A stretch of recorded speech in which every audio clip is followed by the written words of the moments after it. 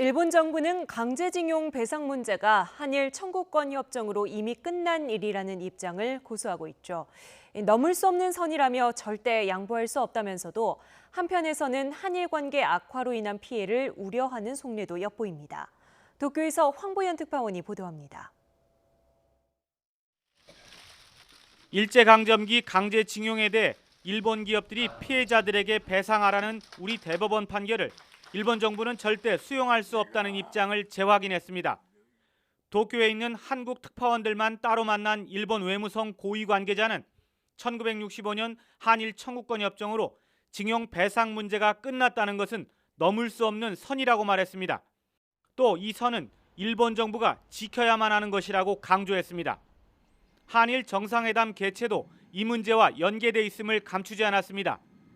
지난 6월 말 G20 오사카 정상회의 때 한일 정상회담이 이루어지지 않은 것도 이런 일본 정부 입장을 한국 정부가 인정하지 않았기 때문이라는 취지로 설명했습니다.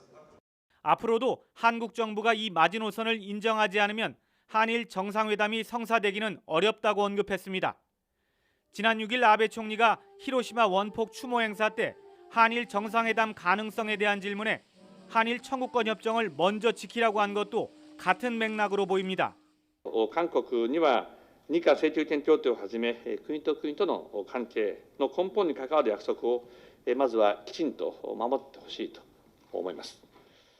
반도체 소재 수출 규제와 화이트리스트 제외 등 이딴 경제 제재에 대해서는 말을 아끼면서도 여러 배경 중에 징용 배상 문제도 있다는 점은 인정했습니다. 또 이번 사태에 대해 미국 정부는 관여하고 있지만 중재는 하지 않는다는 입장이라고 주장했습니다. 주권 국가인 한국과 일본이 직접 풀어야 한다는 게 미국 입장이라는 겁니다. 현재의 한일 관계에 대해서는 무역 관련 경제계 협력 그리고 관광으로 대표되는 민간 교류가 모두 위협받고 있다고 말했습니다.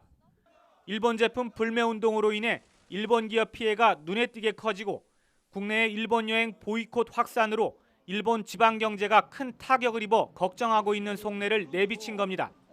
이 관계자는 그러나 이처럼 한일 관계가 어려워진 근본 원인은 징용 배상 판결과 위안부 재단 해산 등에 있다며 모든 탓을 한국으로 돌렸습니다.